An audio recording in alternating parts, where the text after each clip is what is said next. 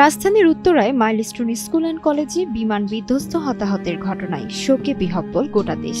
কোমলমতি এই শিশুদের এমন মৃত্যুতে ট্রমাটাইজ হয়ে গেছেন অনেকেই, যার রেশ ছুঁয়ে গেছে তারকাদেরও। কোমলমতি শিশুদের এমন ছবি ও ভিডিও দেখে প্যানিক অ্যাটাকের শিকার হয়েছেন চিত্রনায়িকা পরিমণি। রাতেই তাকে ভর্তি করা হয় এভারকেয়ার হাসপাতালে। আজ মঙ্গলবার ২২ জুলাই দুপুরে হাসপাতাল থেকে দেওয়া এক ফেসবুক স্ট্যাটাসেই বিষয়টি নিশ্চিত করে পরিমণি লিখেছেন, আগে থেকে আগুনের প্রতি এক ধরনের ভয় রয়েছে তার, কিন্তু উত্তরার ঘটনা এতটাই প্রভাবিত করেছে শেষ পর্যন্ত তাকে হাসপাতালে ভর্তি হতে হয়েছে।